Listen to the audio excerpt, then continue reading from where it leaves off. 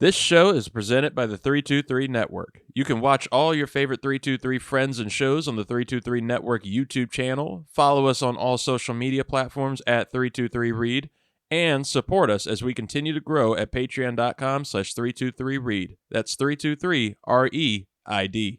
Jeff Brom. So the Colorado Buffalo are looking for a new baseball coach there, and Deion Sanders is on staff as their football coach. Now, Deion Sanders is known as a two-way player for football and baseball in his heyday, playing for the Yankees, playing for the Braves.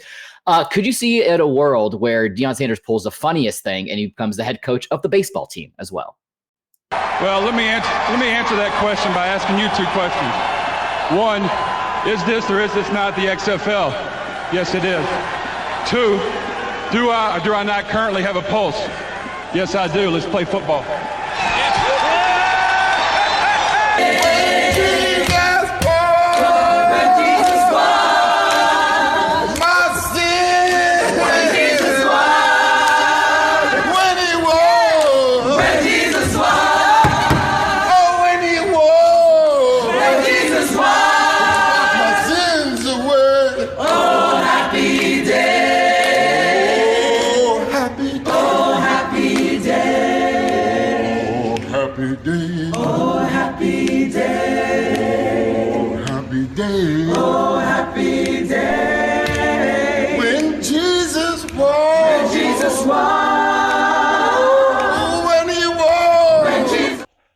That's right, folks. Thank you, Vin Diesel, for always singing us into this show. It is the Sunday Hangover on the 323. I am your host, Reid Murphy, joined by two handsome devils themselves. We have the host of the 323's College Shame Day, Scott Ellia, and we have the host of the Animation Deliberation Podcast with Luis Martinez as his hat, Zuhair Ali. Hello, boys. How are you doing? Let's see if you talk over each other.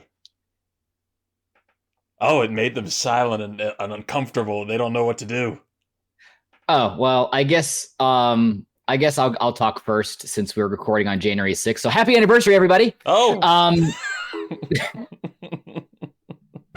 But I'm doing great. I wish I would have took the extra second during our pre-production meeting we had there for a second to get a drink, because I am now parched. Well, you can go grab a drink real quick. Look at that. Oh. I don't need you to tell me what to do. Oh, shit. That's even scarier when it's just coming from the picture. Zoo, how are you doing today on this Victory Monday? Doing pretty good. Started to kick in the resolutions and get some workouts in this morning, which I am not a morning person, so, running on 4 hours of sleep, but 12 win, baby. That'll keep me up this week. That's right. The fucking Commanders. The fucking Commanders. 12 wins for them. 12 wins. Everybody that's live. So happy to play the Eagles. Talking in this broadcast right here. Not the picture of Luis in the corners. Apologies to him. But we're all winners here. It's dead. We're winners, baby. We just win. Man, it's a time, and we're going to be we're going to give you a lot. We're not going to do a full playoff preview. We'll save that for Ricks versus Gricks and picking those games, getting into Wild Card Weekend. But we're going to talk quite a bit we'll get through a little bit of a double show with Black Monday firings that are up to the minute that we are here. And, NFL coaches, GMs fired, or those that aren't, is probably the biggest storyline today. Also, we'll talk a little bit about the NFL draft. The order is set, so we will break it down a little bit, our expectations for it. Scott Ellia, the College Shame Day expert, he will be breaking down what these teams need and who they can go for in these top 15 spots, which will provide a nice transition to the other half of our little double show here. We'll get into College Shame Day. College Shame Day at a different time on a snow day. A nice little snow day here in Virginia, or for some of us in Virginia, where Scott will break down what happened in the quarterfinals, how it'll impact the semifinals, and all our expectations and picks going into that before those games start on a Thursday, which is kind of weird. And because it's snowing here, at least where I'm at, I get to play this sound, one of my favorites. It's snowing in California. God damn it. It's in the streets. God damn. I can't wait for that to be me when I go out to shovel. Oh, it's going to be a mess. But hey, like I said, NFL regular season is over. We are moving to the postseason, moving to the playoffs, but only a particular amount of us are going to be doing that. There are plenty of teams that are left behind that are going to have to deal with their own fallout, to deal with their own failures. And just so far, we have had plenty of firings going in on this Monday. But honestly, for me, I don't know about for you guys and how you felt about it, but it's been a lot less than I expected, I think. And there's been quite a few surprises. So far, head coach openings that we have official are the New York Jets. They fired midseason. New Orleans Saints, Chicago Bears, they all fired midseason. New England Patriots were the first team they fired yesterday afternoon, as right after they won. They won their game yesterday, but was not enough for head coach Jerod Mayo. He is fired after one season with the team, went 4-13. Also, the Jacksonville Jaguars, they fired their head coach Doug Peterson after, I think, what has it been, 3 years with that team? Yeah, so rough times for him. The Cleveland Browns, they also fired their offensive coordinator. The Cincinnati Bengals fired their defensive coordinator. Lou Anarumo he was a head coach candidate, I remember, for a few years. That took a turn this season. And we had the Seattle Seahawks and Las Vegas Raiders firing their offensive coordinators. Looks like with, certain teams, I mean, the Raiders were one I low-key expected to part ways with their head coach, Antonio Pierce. He's been there about 1.5 seasons. He was their interim coach last year. But if they're having him do press availability and fire parts of his coaching staff, I'm guessing that's a vote of confidence to keep him for the next season. And the meantime, wait, who was the coach mid-season that did his presser and then got fired right after? That was Matt Eberflus, and this would be that would be a very Raiders thing. It would be a Raiders thing to go about that. There's been no word on the Dallas Cowboys. We know that Mike McCarthy's contract is set to expire, I believe, January 16th. Which I think it's 9 days to negotiate, and it's his whole staff too. Yeah, and it was very funny that the contract was set that way, because that would have had him without a contract, if they made it past the divisional round of the playoffs. So there was zero expectation for the Cowboys to make it to championship weekend, or else it'd be just super darn leverage. it. That's part of the script. That's crazy. No word on them. The New York Giants announced that they are going to stick with their head coach and GM, Brian Daboll and Joe Shine. Even though John Mara, their owner, they asked him about it today, and he said, they were asking, what's the timetable for this now that you're keeping them? He was like, well, better be pretty quick. Better be pretty quick, because I've just about lost patience. Buddy, today's the day if you lost patience. This is the time to do it. Also, the Indianapolis... number 3 overall pick, you are in need of a quarterback. Right. The Indianapolis Colts, they also announced that they are going to keep their head coach and GM, Shane Steichen, Chris Ballard.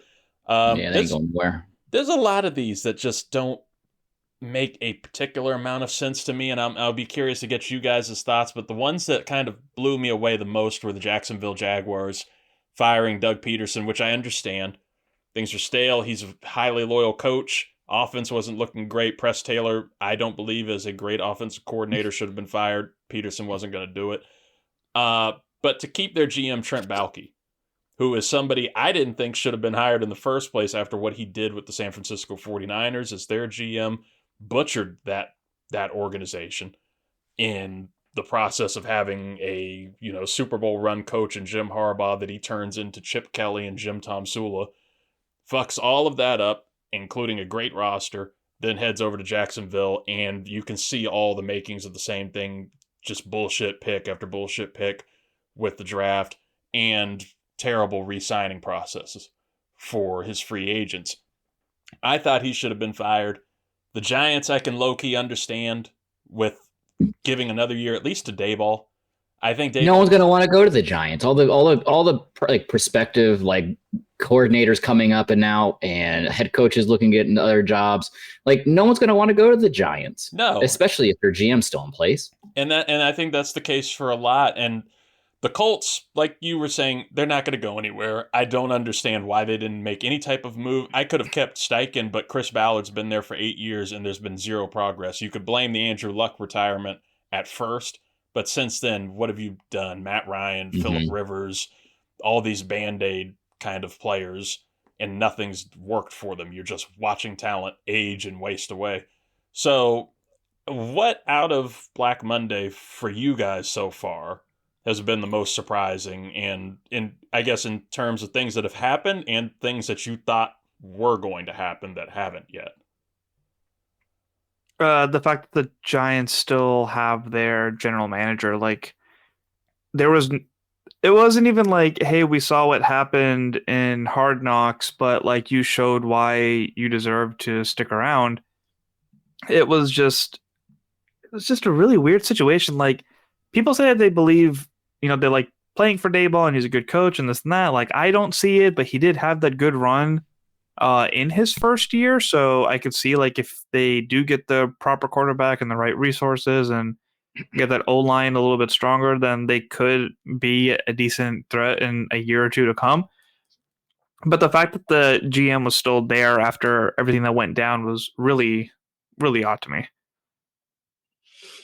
Yeah, and I'll go a little north of New York there, and I'll go to Foxborough, and seeing how Jerod Mayo just didn't even get a chance, and Robert Kraft just cutting ties immediately going into next season. I think all signs are pointing to Mike Vrabel, longtime linebacker and true Patriot man. I think that's who Kraft is going to be hiring quickly, because I believe he was asked about it, and he came out and did the whole pandering political answer about feeling terrible for Mayo. Go fuck yourself. No, you didn't. And then secondly, it all makes too much sense. You're going to get a guy to come in who the fan base is already going to be behind. He's already proven it that he can coach at a high level when he was with the Tennessee Titans. Sputtered out there towards the end of his tenure in Tennessee, but I was just more shocked they pulled the trigger. And you know what? And congratulations to Jerod Mayo for pulling the greatest okey doke on Robert Kraft and winning that last game to get out of the number 1 pick and drop the 4. Congrats to him, man. Yeah, baller move. It definitely seemed like we like Vrabel more than we dislike what's going on with Mayo. So unfortunate for him, but I'm glad he was able to get that last screw you out. It is unfortunate. I hate excuse me, I hate one and done years for coaches. It doesn't seem entirely fair. There's been a few where you can see like it's going to be, there's no progress. Yeah, no progress is going to be made. Steve Wilkes was a big one a few years back with the Arizona Cardinals. You could tell there's nothing there. Jerod Mayo, I was genuinely surprised, even though I called for, last week in the New Year's resolutions to not settle. I am a little surprised that Kraft didn't, just because he's a homegrown coach. He spent his entire professional life there in New England. And it'll probably, I could see him winding up now in like North Carolina with Belichick on that coaching staff, maybe. But it's a little surprising. And yeah, they're going to move quickly. Vrabel's going to be the guy. They're going to have to make a couple of interviews just to satisfy that rule, just to satisfy the Rooney rule and not getting into any type of trouble. But we all know Vrabel's going to go there. I'm gonna call my shot for Jerod Mayo's landing spot now. Where? Not even a day before. I firmly believe that Vikings defensive coordinator Brian Flores will be out of Minnesota. I think he's done enough to get a head coaching job somewhere, and he's going to go join Minnesota and go be their next DC. How funny would it be if McConnell. Salah's been hanging out in Green Bay with his buddy and just ends up taking that Vikings job? That would be funny. Or Detroit. I like Scott calling his shots because I just found one. We don't really use the Sunday Hangover soundboard as much, and for some reason this one's just sitting in here, and this could lead to some Colts blowback for him, because this is a prediction Scott gave for the Colts. It says back in February. I guess this was last year. We'll see what's happening here. Cemented in right now, planting my flag, February 15th. Wow. The Minnesota Vikings are going to be defeating the Indianapolis Colts in Las Vegas for the Super Bowl. So that was 2 years ago. Hey, it can always be half right. Right. So, there's beef. There's been no progress made by the Colts in that situation since. Is there what else do you all think should happen for these teams that have made moves already? What can be done to give them some positive change going into next year? I was going to say for the Jaguars to bring in Ben Johnson from Detroit. Ben Johnson, and it seemed like that was a big place for him. He wanted to go somewhere he could bring his own GM. And there were reports saying that the Jaguars were looking like that kind of a spot. Now they said the interest might be really dead for Ben Johnson to go to the Jacksonville Jaguars because they're still keeping somebody like Balky. I'm curious if that's blown their chances. I thought he would have been perfect for them and for Trevor Lawrence and try and get something, salvageable out of him. That would be funny if they're just waiting to hear what Ben Johnson says. So, like, if he says yes, then they fire the GM. Otherwise, just like, we still need somebody. And I guess moves could still be made because the Miami Dolphins announced yesterday that they're going to retain GM Chris Greer and head coach Mike McDaniels.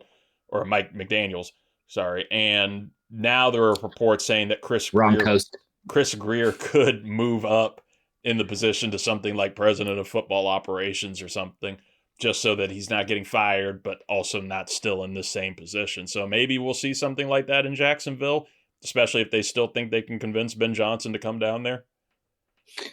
No, I mean, that's the right move at least for Miami's sake. I think it's a little too early for Mike McDaniels to be on the hot seat. But I think the analogy that you've brought up is it's clicking. That burner's clicking. I think next year is going to be a huge prove-it year for Mike McDaniel. Ben Johnson, I like going to Chicago out of everywhere and seeing what he can do for that offense for the Bears, especially with Caleb Williams and all the weapons that he has around him. I think that is the best spot for him. I don't see him winding up with the Jets. I can't see many people winding up with the Jets right now. Like the interviews that they've done so far, it almost seems like Mike Vrabel interviewed with them. Rex Ryan is interviewing with them tomorrow. Yeah, Ron Rivera. Like I'm wondering if it's more of a lot of either retread coaches or coaches that have expectations going to interview them to see what's the deal here, Woody. Is there a reason I should come here? I like the Brian Flores shout for the Jets to stick to Robert Kraft twice a year. That would be nice. That would be nice. And the Dolphins. And he would get against the Dolphins twice a year. Mm-hmm. Speaking of the Dolphins, before we get into draft talk too, Tyreek Hill, Zoo. Ugh. Is there any you have any desire for Tyreek Hill in DC? No. I'm good. Tyreek Hill, the second Miami superstar in a week, to tell his team, "I'm out, bro. I don't want to be here." Like it was a polite Antonio Brown moment that he had yesterday. It was a very polite Antonio Brown. Any more observations from Week 18 and from the regular season as a whole for you guys, Zoo? Somebody I was talking to today had a speculation that Tyreek could end up in Houston if they move on from Diggs. I could see. I'm trying to think if that's going to be enough, though. I mean, yes, they got Nico there. They're going to have Tank out for the whole season next year. If they lose Diggs, is that still enough? I mean, I guess. Yeah, the whole year was a bummer for them. That is right. I guess the good thing is you're playing in that division. It's just like, do you really need to worry about any other competing?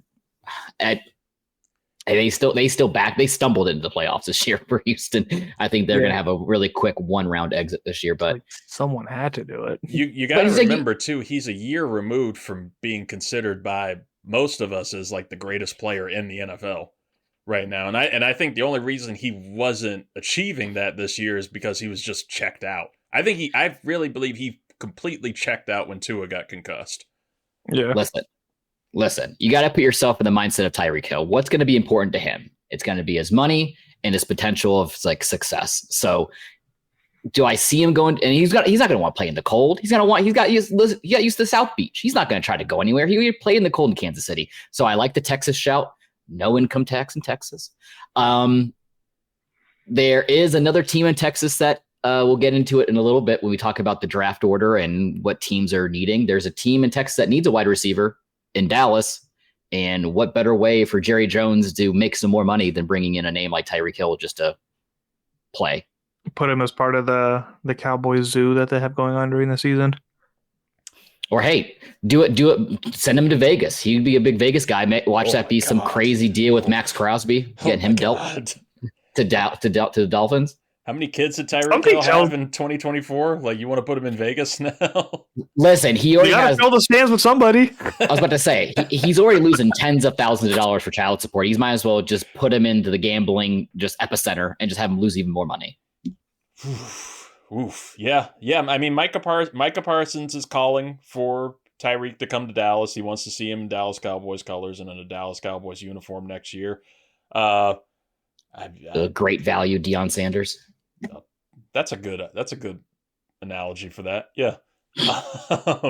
Any last final of the week observations for you, Scott? Go Bucks. That's it. That doesn't count. That's not. But the Bucks can't go till Thursday. Oh, this is gonna be tough. Oh, where does Kirk Cousins go? Because Penix is looking pretty Browns. good. Browns. Browns or Colts. Now the Browns. Well, Browns are Colts. Listen, Deshaun. It's not going to be. It's not going to be Browns because of Deshaun's contract. It's going to be so much dead money they cannot afford Kirk because he's some freaking wizard when it comes to getting paid. I can see the Colts paying him. The Browns won't. We get ours, but no. Like I like the Browns shout simply because of Deshaun Watson's setback with his Achilles injury. I could see them just saying, "Hey, let's just bring him in. You can't do any worse. Just bring him in." They're not going to retain Jameis. Jameis is going to be going on, moving somewhere else. And I like the Indy shout because Anthony Richardson's come out stating like this has been like one of his worst like years, like injury prevention wise. I guess his back's been all fucked up, and he's been quoted on saying that he's been having like crawling around his house just to get around. And it's the same kind of thread we just talked about with the Texans, right? You're in the AFC South. It's not that overly difficult to get out. It's just like the NFC South. So you bring in I hate to say the word proven, but a proven stable quarterback like Kirk Cousins going into there. You have Jonathan Taylor there. You got nice young wide receivers there. You got the a defense that's still solid. Why not? You have Shane Steichen. Why not? I could see that realistically. While we're talking about quarterbacks in the end of the season, and I'll save most of it for Thursday, a little bit of a I told you so to the public on Sam Darnold. I told you not to trust that motherfucker. He was doing Sam Darnold things last night. J.J. McCarthy was just sitting on the sidelines, proving my point, just tag and trade Darnold, but we'll talk about that more on Thursday. Another quarterback, Aaron Rodgers. Quickly, do you all think that was his last game yesterday? He was saving his last touchdown like it was his last one. Do you think this could be the last game? And if not, where is he going to play next year? Definitely his last game. No speculation on where he's going to play. Not his last game, and taking a quick shout. What do I know about Aaron Rodgers? What he likes to do? He likes drugs. Let's send him to Seattle. I don't think they're going to retain Geno. I don't think they're going to pay him.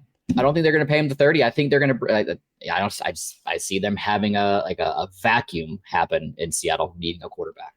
I don't see them retaining Geno either. I feel like I don't think they were completely sold on him this season, unless the new offensive coordinator comes in, whoever they hire, and likes it. I know that it did not go with head coach Mike McDonald's desire to run a balanced offense where they're doing short passes on every 3rd and 1. But we'll see what happens here. Interesting. So we're talking. They'll be left with Sam Howell and Jaron Hall. So we're talking about shout out Jaron Hall. Let's go BYU. We're talking about quarterbacks and moves that could happen next year. Another big one are the Tennessee Titans. You have a question mark there with Will Levis. Do you roll with him? Do you keep him? I don't think they want to roll with him as many times as they tried to bench him this season, but you still had to keep going back to him like you Thanos because you got Mason Rudolph behind him. You also have the Cleveland Browns. The Giants with big question marks. The Titans could Geno Smith. They could. This is another big I like move. a Geno shout in Tennessee. These 3 teams that I just brought up, they are the 3 top picks in the NFL draft next year. The 2025 order is officially set. Tennessee Titans will have the number 1 pick. Browns 2, Giants 3, Patriots fell to 4 with that win yesterday. Jaguars have the 5th pick. Raiders, they won a little too much at the end of the season. They have the 6th pick. Jets at 7, Panthers at 8, Saints at 9, Bears round out top 10 there. And then you got some like little perennial contenders there in the outer regions. 49ers have the 11th pick, Cowboys 12, Dolphins 13, Colts and Falcons 14 and 15. So they're in positions to where they might be able to, make some moves that get them out of that range and back into the playoff contending area next season. But we'll see. Going into this, and before we turn it over to our tankathon expert, who's already producing mock drafts and everything, Zoo, what are your thoughts going into this draft order and like team needs and any expectations that you're seeing now that we don't have to worry about that?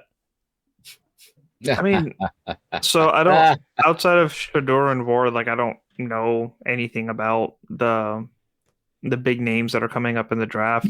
So I can't wait to listen to College Game Day to find out who I need to look into for that. But I mean, these top 3 easily need quarterbacks, and there's no Jaden Daniels, Caleb Williams, and Drake May like hanging out for that. So I don't even know like how much all 3 of these teams are going to be able to capitalize on the person that they get with this top 3. And none of them are really in a position to be able to trade back either. Like they desperately need somebody who can operate the ball. Jaguars, I feel like they could have Trevor and sign somebody and make a quarterback competition. The Raiders need somebody, but they may have to sign someone just being all the way down at 6.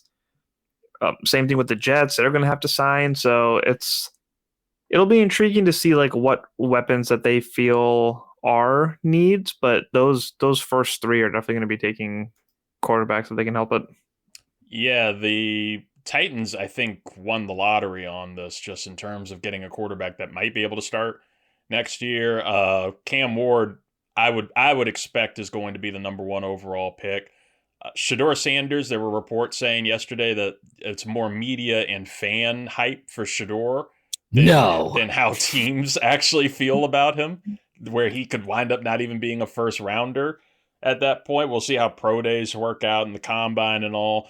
But yeah, I think it's going to be rough for the Browns, the Giants too, like just in terms of getting a quarterback that's going to be able to, compete to start, but it might be more on like a Drake May kind of level going into next year, where if you got a quarterback like Jalen Milroe or whoever is going to be around, you're going to have to sign somebody to compete with them and to hold down the spot until they're ready. Outside of Travis Hunter and Will Johnson, like I don't really know too many players in this draft, so I'll happily turn it over. Deontay's the only other one that I know. I'm curious where the running back goes. And Luther Burden's a name I know just because I like the name Luther. Huge. The name Luther is a great name for a football player. He's going to be a great get for whoever snags him. So I'll turn it over to you, Scott, to inform us. Like, first question I have is this draft class one to be excited about if you're a top 10 team in the order right now? Or is this looking more like the NBA draft class last year where it's like, why the fuck did I even suck this year? Like, why did I even do this? No, it's the one thing that's it's lacking fairly is flash outside of Travis Hunter and Shador Sanders. Like you mentioned, it's more media driven and hype at that point. That's kind of bringing them in. But no, there's still a lot of solid key franchise pieces that you can still find within this draft. Not even just in the top, 15 picks that we'll talk about right now. But even outside of that and later pick like value, it's still going to be decent. I mean, this goes back to the conversation we have all the time. As each year goes by, the more parity there is in all professional sports. So you're still going to find some amazing value even after draft day, getting some of these undrafted free agents in your building and start working them out. But I think really the one position group that's probably lacking the most is quarterback, because it is more media driven. I think you'll probably see a lot more success from quarterbacks that are going to be drafted in the later rounds, like a Jackson Dart or a Riley Leonard. If he comes out, he's probably going to be a 3rd day draft pick, quarterback from Notre Dame. But yeah, the other two. Cam Ward, I like more than Shador. Okay. All right. So looking at these top picks right now, what are your expectations? What are your expectations for everything?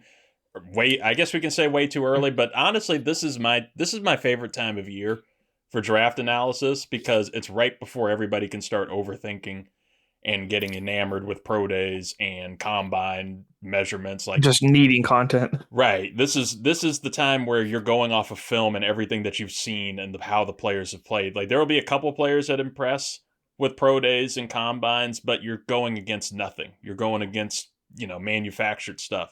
Right now, I think is when everybody knows the most that they can know about a player that's real and raw. So what do you feel?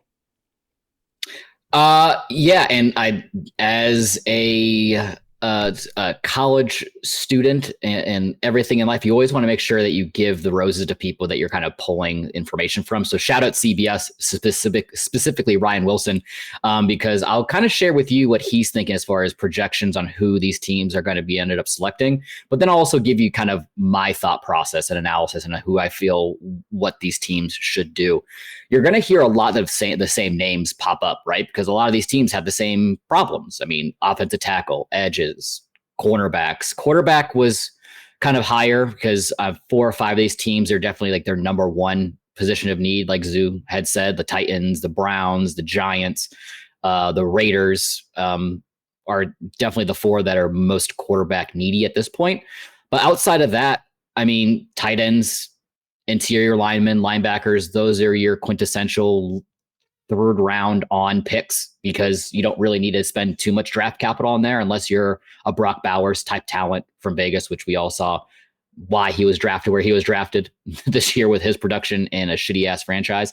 But really the quarterback and then offensive tackles, you always want to make sure to try to get your franchise tackle to anchor that offensive line. And then your edge rushers have become more prolific at the next stage in the NFL that everyone's trying to get a top tier talent. So those ones are going to be coming off the board really, really quick in this first round. For the Titans, quarterback, wide receiver, tackle. That's really where they need some help. The best at all these positions, Cam Ward from Miami for quarterback, Tennessee's edge rusher, James Pierce Jr., and Arizona wide receiver, which in my opinion, it was the top wide receiver in college football, not Travis Hunter. TJ Rowe, McMillan are going to be names to watch here. Really, my biggest recommendation for the Titans would be either drafting the best quarterback available if you feel that he is who you feel like if he's going to be able to produce at a high level, because the Titans need so much more help outside of quarterback. It is a mess in Nashville right now. My biggest recommendation for them, though, would be to trade down. Trade back with either the Giants or the Raiders. These two teams have already come out stating that they would love to have some kind of marquee quarterback, Shador Sanders, and really pick the best player available of need. If they were to trade back, say with the Raiders, that's where I feel you could see Tite Roa McMillan, the wide receiver from Arizona, come off the board for the Titans. So that's my biggest recommendation for them. I don't know if you have anything to add or if you want me to keep rolling. What would you like me to do? Oh, no, I was just going to let you just roll through. Okay, let's keep on rolling. Coming up at number 2, the Browns. The Browns are also another team that need a quarterback. Who knows what happened with Deshaun Watson? They're probably not going to retain Jameis. They've had a laundry list of quarterbacks. I think the last time I looked at it, since like the year 2000, it was like 20 plus quarterbacks, right? That started for the Cleveland Browns. Yeah, it was like 19 quarterbacks and a sexual predator awareness flag or something on the back of that jersey. If anything, this should be enough of a sample size for Cleveland to understand you can't hit on quarterbacks. Don't even do it. I know Shador Sanders right now, based off of Ryan Wilson from CBS's projection of Shador Sanders going to Cleveland. Oh, by the way, he had Cam Ward going to the Titans. But there's already all these skeletons coming out of the closet about Shador Sanders, about not being a first round talent. And it's probably going to end up being that way anyways. A couple years down the road, people are like, oh, why didn't we see this? Because you're blinded by the glitz and the glamour. That's why.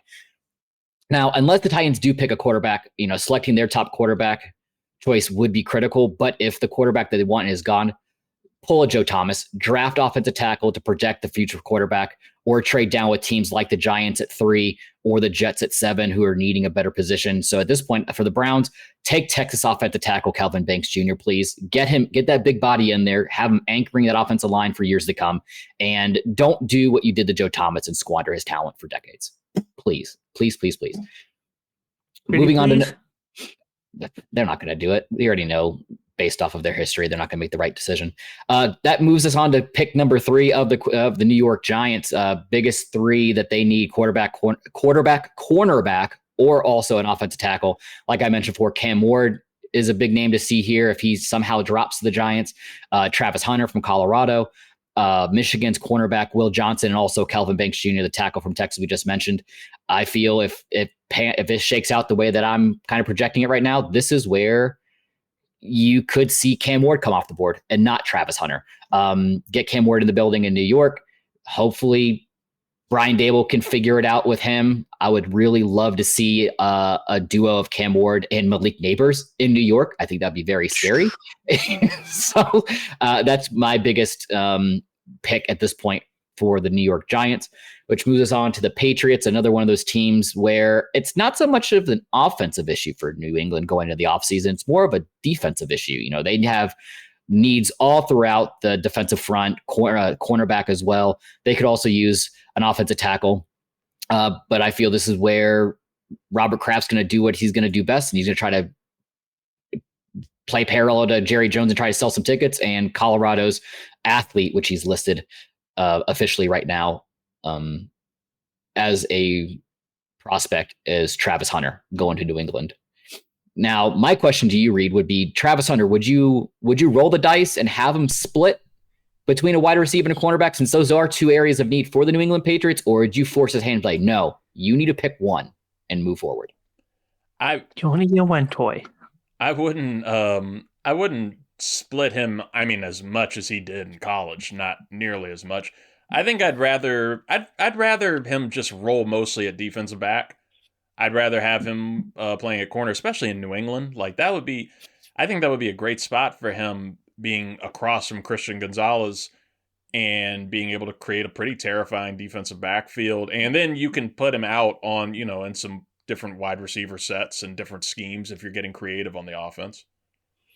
Yeah, I think especially if you have Mike Vrabel coming in there, I don't see Travis Hunter telling Mike Vrabel, no, this is what I'm going to do. He can't even tell his fiance no. Let alone Mike Vrabel. Is there a soul amongst us that would say no to Mike Vrabel? No. Not at all. Moving on to pick number 5 of the Jacksonville Jaguars, another one of these teams where defense should be at the forefront of their mind. Biggest areas of need: cornerback, defensive line, safety, edge rushers. Same thing, Will Johnson for Michigan, cornerback. Also his teammate, defensive lineman Mason Graham. My biggest recommendation for them would be drafting either cornerback or defensive line, depending on the highest available talent. And at that point, I would just take Michigan's defensive lineman Mason Graham to shore up that defensive front. Because I feel like they rolled the dice with Dougie P and coming in there with an offensive-minded head coach. I think they're going to take straight defense coach this time around, and hopefully get some kind of spark going on that side of the ball. Aaron Glenn. I have Aaron Glenn either there or New Orleans. I saw the Saints put in a request. That'd be really interesting in New Orleans. Yeah, Saints put in a request for him today. Oh boy. Well, he's not going to be able to go into the Raiders because Antonio Pierce ain't going nowhere apparently, because he's preparing as if he's going to be the head coach next year, which moves on to pick number 6 of the Las Vegas Raiders. And I have them trading up to number 1. I have them trading up to number 1 with the Tennessee Titans, taking Shedeur Sanders because it just makes the most financial sense, not the most success sense at this point for Las Vegas, but they're going to do what they want to do. And you see the cult following the Sanders clan there in Denver, and Vegas ain't too far. And it's one of the more, media hyped areas right now. And Chucky would love him at that point. Shedeur and Tyreek together? Ooh, Shedeur, Tyreek, maybe you got Brock Bowers right there. Talk about polar opposites, though. That would be on an offense. You got Brock Bowers on as your tight end, and then Shedeur Sanders. They couldn't be any more different. I don't know. Moving on to pick number 7, the New York Jets. Edge, defensive line, and offensive tackle are biggest areas of need. I know right now they're projected to get that wide receiver out of Arizona, Tite Roa McMillan. But for me, drafting at edge, secure a top pass rushing talent would be the biggest thing for them to do. So give me Tennessee's edge rusher James Pierce Jr. to come off the board here at 7. I like him. Oh yeah, scary, beefy man, 6'5", 243. And talk about another guy you wouldn't want to say no to. I don't know. Panthers, same Panthers, same thing. Draft an edge. That's the biggest area of concern right now. Draft an edge or trade down, try to gain some future capital value. If the edge option that you want isn't available, they've been known to trade their picks away, especially their higher first round picks. They have a lot of other issues, maybe at wide receiver, defensive line, cornerback as well. Maybe roll the dice later on in the draft, get some random quarterback, maybe turn the heat up a little bit under Bryce Young. No, don't do that to him again. But no, this is where I like seeing another edge rusher coming off the board back to back with Penn State's edge rusher Abdul Carter going there to Carolina. Moving on to number 9 with the New Orleans Saints. Again, edge rusher, top tier talent remains. You've already had number 1, number 2 edge rusher come off the board. You need to take one now before it's too late. Georgia's edge rusher Michael Williams is a great fit in New Orleans. I would love to see him there. For Chicago, we saw how much Caleb Williams was under pressure. That might have been more on him. Maybe it was on an offensive line. But if you want to give a quarterback the best chance of success in the NFL, especially in the future, you've got to address the offensive line. So give me LSU's offensive tackle Will Campbell to come off the board here to Chicago. That'd be a good pickup. You need it. You have plenty of other weapons. Right. You don't need any receiving options. Yeah. Right.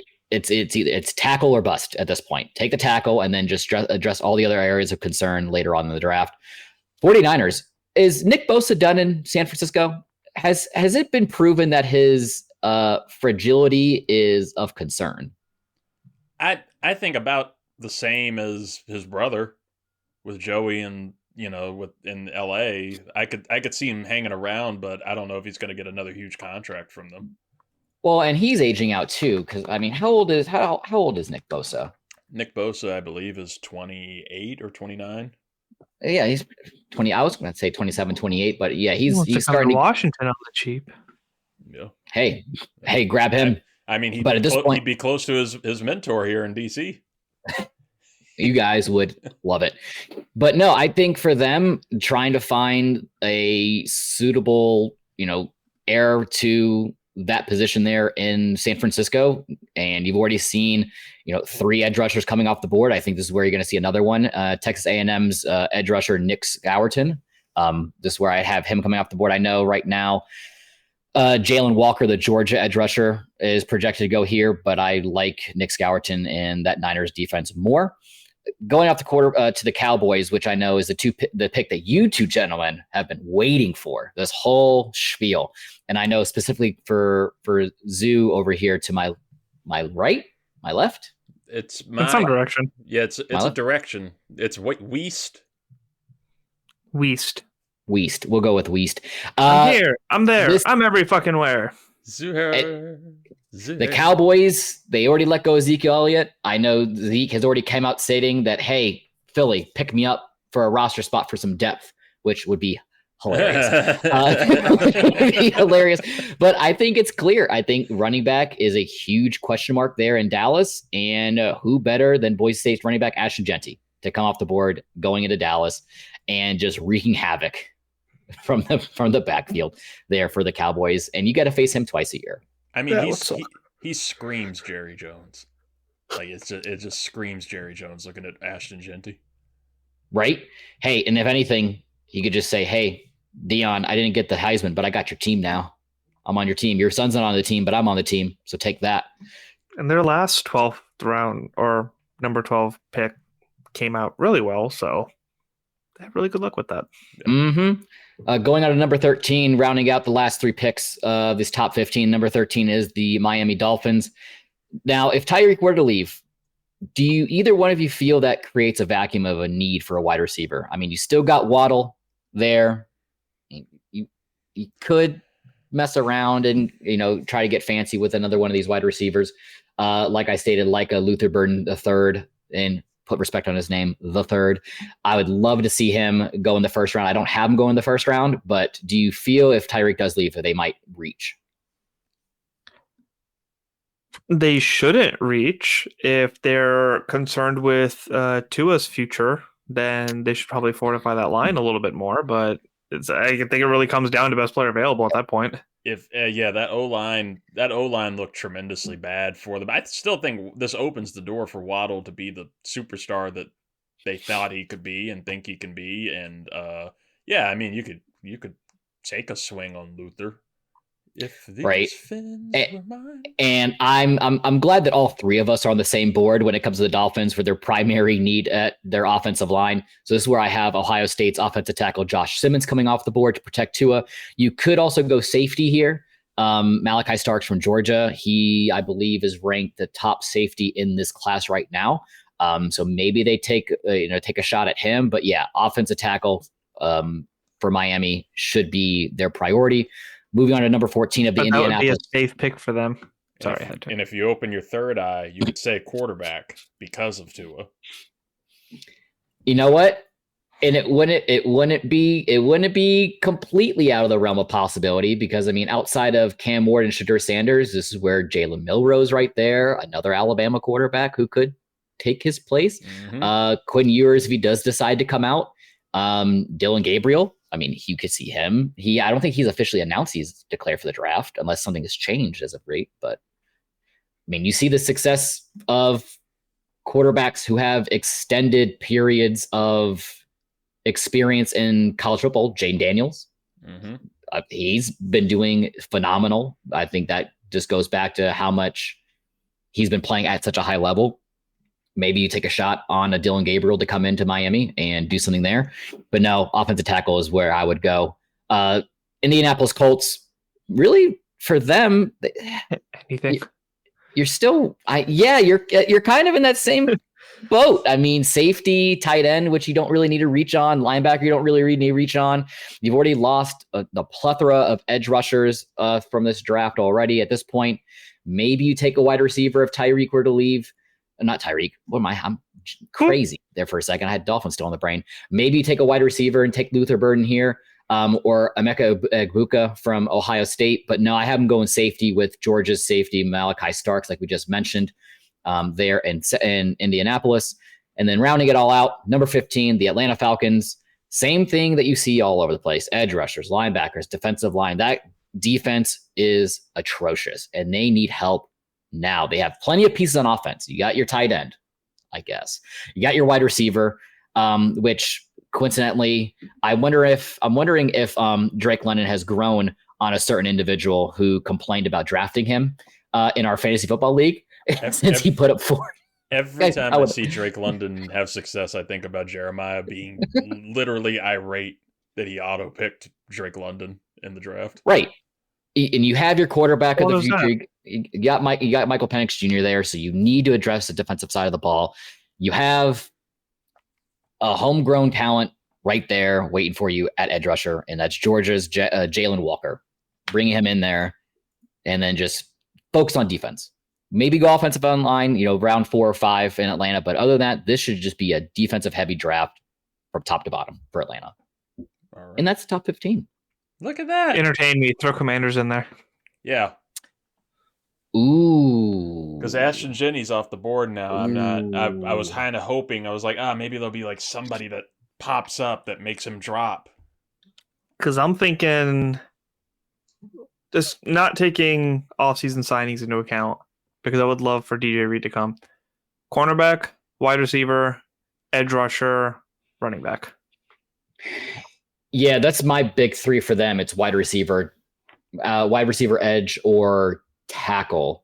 Right tackle would be nice. Yeah, I'm trying to think where are they projected right now for the draft? 25? Yeah, 25.